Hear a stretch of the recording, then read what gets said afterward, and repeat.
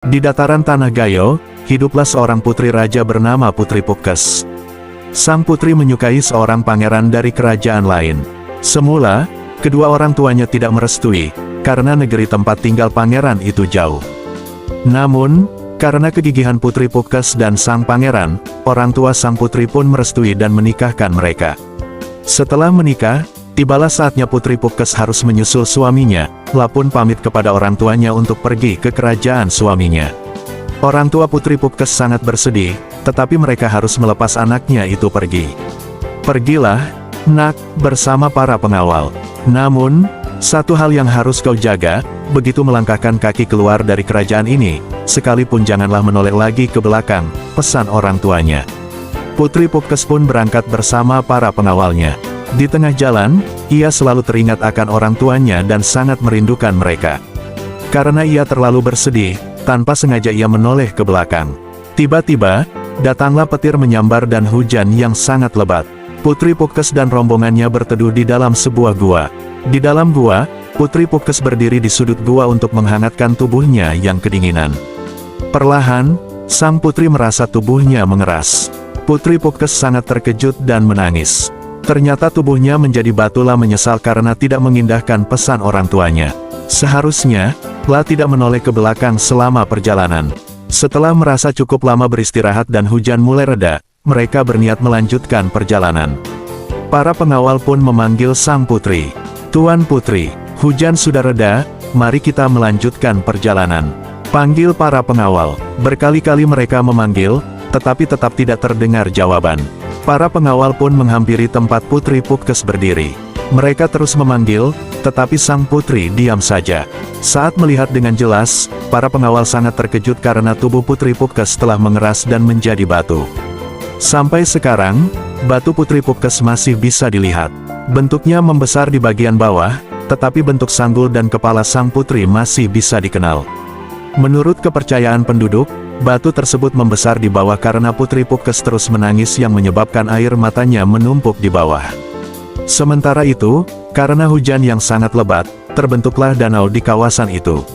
Penduduk sekitar menyebut danau tersebut dengan nama Danau Laut Tawar. Pesan moral dari cerita ini adalah, patuhilah pesan orang tua kita, karena itu semua pasti demi kebaikan kita.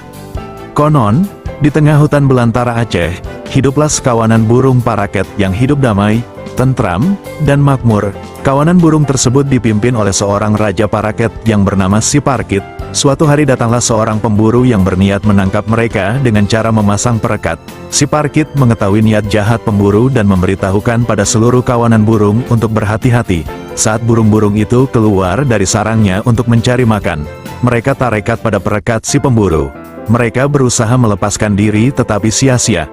Melihat kejadian itu, Siparkit menenangkan rakyatnya dan memberitahu untuk berpura-pura mati saat pemburu melepaskan mereka dari perekatnya, agar si pemburu itu nantinya tidak jadi mengambil mereka.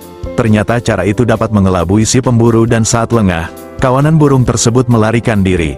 Si pemburu pun kaget dan menyadari bahwa ia telah ditipu. Malangnya, Siparkit justru masih terjebak. Pemburu segera menghampirinya dan mengancam akan membunuhnya. Siparkit yang ketakutan pun membujuk si pemburu agar tidak membunuhnya dan berjanji akan bernyanyi setiap hari untuk menghibur pemburu. Sejak saat itu, setiap hari Siparkit selalu bernyanyi. Banyak orang yang memuji kemerduan Siparkit, salah satunya Raja Aceh. Akhirnya, dengan menyerahkan sejumlah uang kepada pemburu, Siparkit menjadi milik raja. Lah dibawa ke istana, dimasukkan ke dalam sangkar emas, dan diberikan makanan enak setiap harinya. Meskipun serba enak, Siparkit tetap ingin kembali ke hutan, agar ia bisa terbang bebas bersama rakyatnya. Siparkit pun memikirkan cara untuk bisa keluar dari sangkar dan memutuskan untuk berpura-pura mati. Suatu hari, petugas istana melaporkan kematian Siparkit pada raja. Sang raja pun sedih mendengar berita kematian itu. Namun, ketika hendak dikebumikan, Siparkit dengan cepat terbang setinggi-tingginya. Akhirnya Siparkit yang cerdik itu bisa kembali ke hutan. Kedatangan Siparkit pun disambut dengan meriah oleh rakyatnya. Di pesisir pantai wilayah Sumatera hiduplah seorang anak laki-laki yang bernama Malin Kundang bersama ayah ibunya. Suatu hari ayahnya pergi mengadu nasib ke negeri seberang dengan mengarungi lautan yang luas. Hampir setahun ayahnya tidak pernah kembali dan dikabarkan telah meninggal. Sejak saat itu, ibunya yang mencari nafkah untuk mereka berdua. Malin anak yang cerdas walau kadang nakal, lah suka mengejar ayam hingga suatu kali terjatuh dan meninggalkan bekas luka di lengannya. Saat dewasa, Malin Kundang merasa kasihan dengan ibunya yang sudah tua tetapi tetap bekerja, lah pun menyampaikan niatnya untuk mencari nafkah di negeri seberang. Walaupun awalnya ibunya tidak setuju, tapi akhirnya ia tetap mengizinkannya untuk pergi. Di tengah perjalanan, tiba-tiba kapal yang dinaiki Malin Kundang diserang oleh bajak laut. Malin Kundang sangat beruntung dirinya selamat dan tidak dibunuh karena Malin bisa bersembunyi di sebuah ruang kecil yang tertutup oleh kayu. Malin Kundang terkatung-katung di tengah laut, hingga akhirnya kapal yang ditumpanginya terdampar di sebuah pantai. Dengan sisa tenaga yang ada, Malin Kundang berjalan menuju ke desa yang terdekat dari pantai. Selanjutnya, Malin menetap di desa itu dan bekerja dengan gigih dan ulet. Malin pun menjadi kaya raya dan ia pun telah mempersunting seorang gadis. Berita Malin Kundang yang telah menjadi kaya raya dan telah menikah sampai juga kepada ibunya. Ibu Malin Kundang merasa bersyukur anaknya telah berhasil.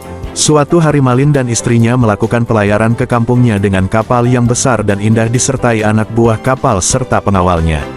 Saat Malin turun dari kapal, ibunya berdiri cukup dekat dan meyakini bahwa itu anaknya karena ia melihat bekas luka di lengannya. Ia pun segera memeluk Malin, tetapi dengan kasarnya Malin melepaskan pelukan. Bahkan, mendorongnya, menghinanya, serta tidak mengakui bahwa wanita itu ibunya. Ibu Malin sangat sedih dan marah. Karena itu ia segera menengadahkan tangan, "Oh Tuhan, kalau benar ia anakku, aku sumpahi dia menjadi sebuah batu." Tidak berapa lama kemudian angin bergemuruh kencang dan badai dahsyat. Tubuh Malin Kundang pun perlahan kaku dan menjadi sebuah batu karang. Laukawar adalah sebuah danau yang terletak di desa Kutagugung, Kecamatan Simpang 4, Kabupaten Karo, Sumatera Utara. Danau ini dikelilingi oleh bunga-bunga anggrek yang indah dan pemandangan alam yang memesona. Dahulu kala, desa Kawar merupakan desa yang subur. Suatu ketika, hasil panen penduduk berlimpah ruah. Para penduduk pun mengadakan acara adat sebagai bentuk syukur kepada Tuhan Yang Maha Esa. Penduduk desa bersukacita menghadiri acara itu. Semua penduduk hadir, kecuali seorang nenek yang sedang terbaring sakit di rumahnya. Semua anggota keluarga nenek itu pergi ke pesta dan meninggalkan sang nenek seorang diri. Suara yang ramai membangunkan si nenek. Perutnya terasa lapar. Dengan susah payah ia turun dari tempat tidur dan beringsut ke dapur untuk mencari makanan. Sayangnya, tidak ada sedikit pun makanan di dapur. Nenek itu kembali ke tempat tidur, lah sangat sedih, karena anak dan menantunya tidak ingat kepadanya. Padahal, di tempat pesta, makanan berlebih. Air matanya bercucuran. Ketika pesta makan-makan usai, barulah anaknya ingat bahwa ibunya belum makan. Ia menyuruh istrinya mengirimkan makanan untuk ibu mereka di rumah.